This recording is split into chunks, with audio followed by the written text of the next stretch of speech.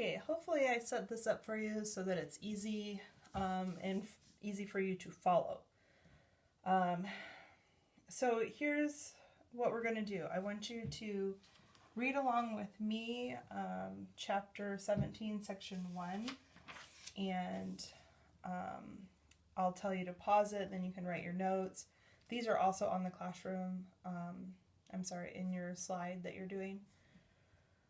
So if you need to reference them again, they're there. If you don't have your notebook, the school's open from 10 to 2, and your notebook's there waiting for you. So you might need to get that. So follow along with me as I read. You just need to click the link on your slide, chapter 17, section 1. Okay. This one is called Rebuilding the Nation. So this is just after, or actually it's kind of starting at the end of the Civil War and then going into after Lincoln's assassination. Okay. So we're going to start with the chapter setting. It says, with malice toward none, with charity for all, with firmness in the right, as God gives us to see the right.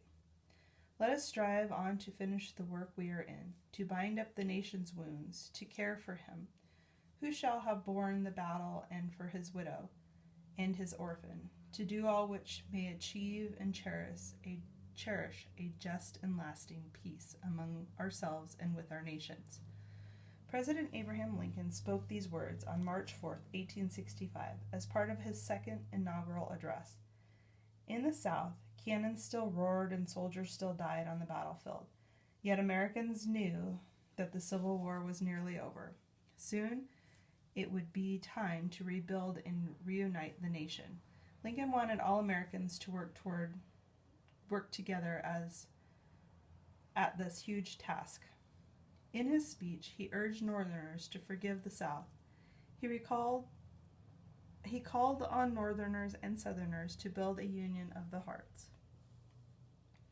Not all Northerners shared Lincoln's forgiving spirit. The South had caused the Civil War, they said, and the South should be punished for it. Some wanted Confederate leaders to stand trial for treason.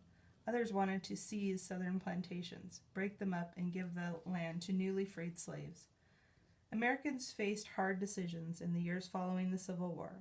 The fighting ended in 1865, but the North and the South still had many problems to resolve before they could truly be reunited. Section 1. First steps toward reunion. The North lost more soldiers in the Civil War than the South did. Still, Northern farms and cities were hardly touched by the war. As one returning Union soldier remarked, it seemed as if I had been away only a day or two and had just taken up where I had left off. Confederate soldiers, however, had little chance of taking up where they had left off.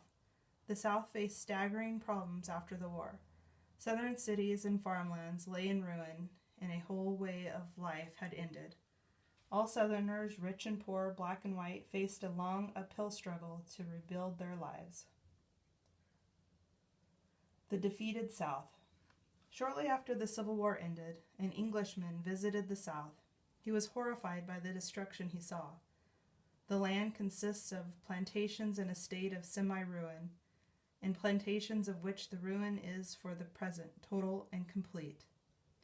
The trail of war is visible in burnt-up cotton gins, ruined bridges, mills, and factories, and in large tracts of once cultivated land stripped of every vestige of fencing. The roads, long neglected, are in disorder and in many places impassable. Except for the battles of Gettysburg and Antietam, all the fighting of the war took place in the South. In some areas, every house, barn, and bridge had been destroyed. 2/3 of the South's railroad tracks had been turned into twisted heaps of scrap. The cities of Charleston, Richmond, Savannah, and Atlanta had been leveled. 250,000 Confederate soldiers died in the war. Thousands more were disabled by their wounds. The war wrecked the South's financial system. After the war, Confederate money was worthless. People who lent money to the Confederacy were never repaid. Many Southern banks closed and depositors lost their savings. Southern society was changed forever by the war. No longer were there white owners and black slaves. Nearly 4 million freed men and women who had been slaves, now lived in the South. Most had land, no jobs, and no education. Under slavery, they had been forbidden to own property and to learn to read and write. What would become of them? All right, so take a little pause here and write your notes. So the first vocab word is freedmen. These are men and women who had been slaves, but now they're free. Reconstruction refers to the period in time where the nation was being rebuilt, or mostly the South. The South at this time was in complete ruin. Most of the battles were fought there, so you can imagine the destruction to the homes, the land, everything that was there. So Reconstruction refers to the period when the South was rebuilt, also as well as the federal government and the plans to rebuild that. Rival plans for the South. Even before the war ended, President Lincoln worried about rebuilding the South. He wanted to make it reasonably easy for Southerners to rejoin the Union. The sooner the nation was reunited, Lincoln believed the faster the South would be able to rebuild. As early as 1863, Lincoln outlined a plan for Reconstruction. Reconstruction refers to the period when the South was rebuilt, as well as to the federal government program to rebuild it. Under Lincoln's 10% plan, as it was called, a Southern state could form a new government, after 10% of its voters swore an oath of loyalty to the United States. Once it was formed, the new government had to abolish slavery, so do away with it. Voters could then elect members of Congress and take part in the national government once again. Many Republicans in Congress thought Lincoln's plan was too generous toward the South. In 1864, they passed a rival plan for Reconstruction, the Wade-Davis Bill. The Wade-Davis Bill required a majority of white men in each Southern state to swear loyalty to the Union. It also denied the right to vote or hold office to anyone who had volunteered to fight for the Confederacy. So go ahead and pause right here, and I want you to write Lincoln's Reconstruction plan and the Republicans in Congress's plan. So this is the Wade-Davis Bill. So Lincoln's plan again was 10%. The 10% plan. A Southern state could form a new government after 10% of its voters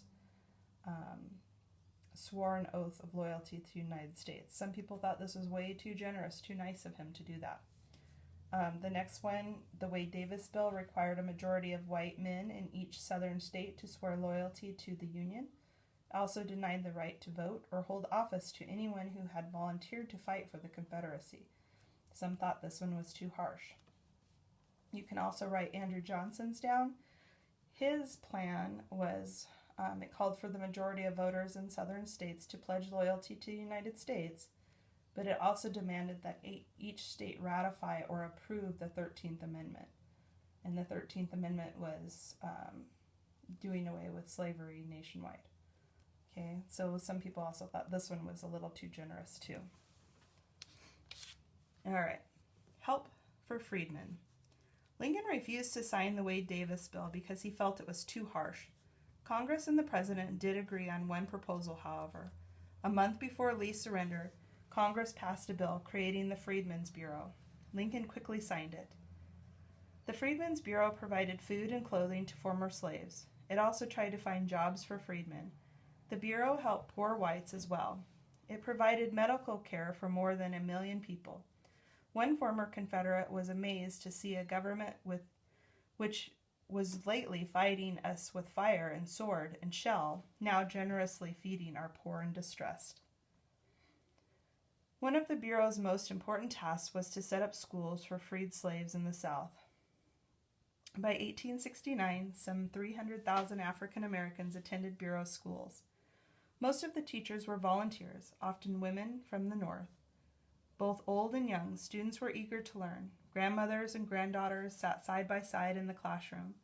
One Bureau agent in South Carolina observed that freedmen will starve themselves and go without clothes in order to send their children to school.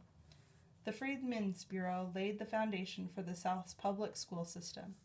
It set up more than 4,300 grade schools. It also created colleges and universities for African American students, including Howard, Morehouse, Fisk, and Hampton Institute. Many graduates of these schools became teachers themselves. By the 1870s, African Americans were teaching in grade schools throughout the South.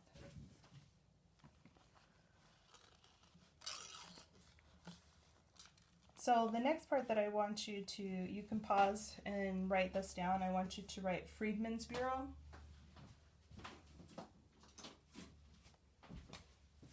So this was a bureau or a group that provided food and clothing to former slaves and helped find jobs for freedmen and poor whites.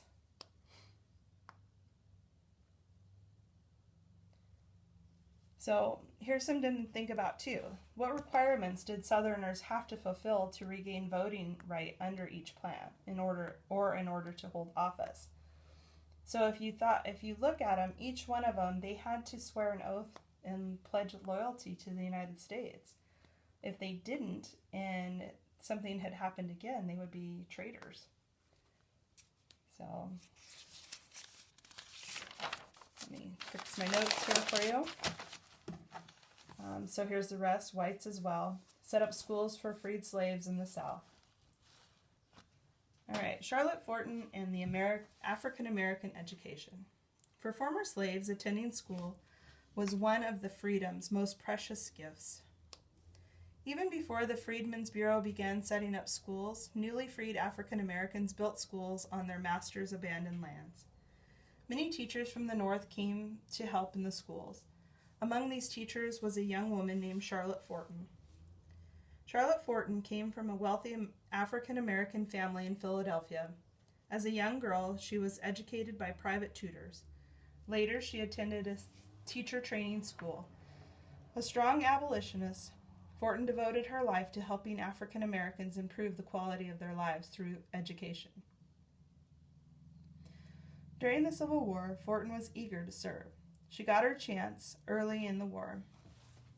After Union troops captured the Sea Islands off the coast of South Carolina, plantation owners fled, but their slaves refused to go with them. Instead, they planted crops, built a church, and established a school. In 1862, when she was 25 years old, Charlotte Forten joined a group of Northern teachers who came to help Sea Islanders with their school. Forten faced a stiff challenge. She was to teach reading, writing, spelling, history, and arithmetic, which is math. Yet, there were few books or other supplies. Classes were large and included students of all ages. Still, Forten was excited by the willingness and enthusiasm of her students. She wrote, "I never before saw children so eager to learn. They came here as other children go to play. The older ones work in the fields and then come to school, after their hard toil in the hot sun, as bright and as anxious to learn as ever. It is wonderful how a people who have been so long crushed to the earth can have so great a desire for knowledge and such a capacity for attaining it." Forten loved her work as a teacher, and her students made good progress. She assisted the tiny community in other ways. She cared for sick babies and from time to time even tended a local store. After 2 years, poor health forced Charlotte Forten to return to the North. There, after the Civil War, she helped to recruit teachers for the Freedmen's Bureau school that were opening throughout the South. The diary she kept of her experiences on the Sea Islands was later published as a book. So go ahead and pause here, and I want you to write something about Charlotte Forten. She's an African American from the North who came to the South to teach and recruit teachers to the Freedmen's Bureau. She also published a book, which would be considered a primary source since it was written by her and in the time that this was going on. All right, Lincoln is assassinated. President Lincoln hoped to convince Congress to accept his Reconstruction plan. Whether he would have succeeded will never be known. On April 14, 1865, just 5 days after Lee's surrender, the president attended a play at Ford's Theater in Washington, D.C. As Lincoln watched the play, John Wilkes Booth, an actor, crept into the president's box. Booth, a Southerner, blamed Lincoln for the South's crushing defeat. Now taking careful aim, he shot Lincoln in the head. Within a few hours, the president was dead. The relief felt at the end of the war suddenly turned to shock. Millions mourned Lincoln's death. Booth, meanwhile, fled Washington. He was later caught and killed in a barn outside the city. So Lincoln is assassinated. You can also put the date, which was April 14th, 1865, by John Wilkes Booth. A new plan, a new president, a new plan. Vice President Andrew Johnson became president when Lincoln died. Johnson had served as governor of Tennessee and had represented the state in Congress when Tennessee seceded in 1861. Johnson had remained loyal to the Union. At first, many Republicans in Congress were pleased when Johnson became president. They believed that he would support a strict Reconstruction plan. After all, Johnson had stated that traitors must be punished. As it turns out, Johnson's plan for Reconstruction was almost as mild as Lincoln's. Johnson called for a majority of voters in each southern state to pledge loyalty to the United States. He also demanded that each state ratify the 13th Amendment, which banned slavery throughout the nation. Congress had passed the 13th Amendment in January 1865. Go ahead and pause that and write that.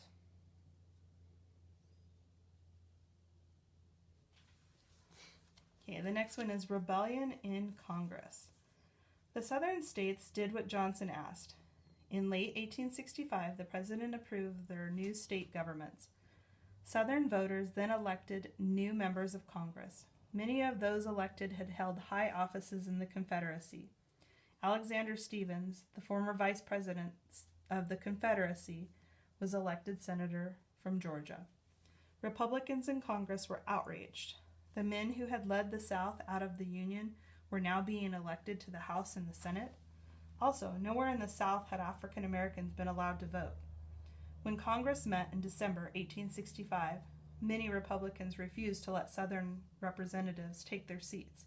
Instead, Republicans set up a joint committee on Reconstruction to draw up a new plan for the South. The stage was set for a showdown between Congress and the president. Okay, if you finished with your notes, I want you to do your questions. They're in a form. So once you finished answering your questions, just send that in. Then go to the next slide, which is your, I want you to read "Oh Captain, My Captain." And then we're going to talk about that in our Zoom meeting on Tuesday or Friday, depending what class you're in. So one class, Shake and Bake, will be Tuesday, Recycled Simpsons is Wednesday, and Friday is the Hairy Crackers. I feel weird saying that. Okay, so just follow along with your slide. When you're done, make sure you submit everything. Okay? Talk to you soon.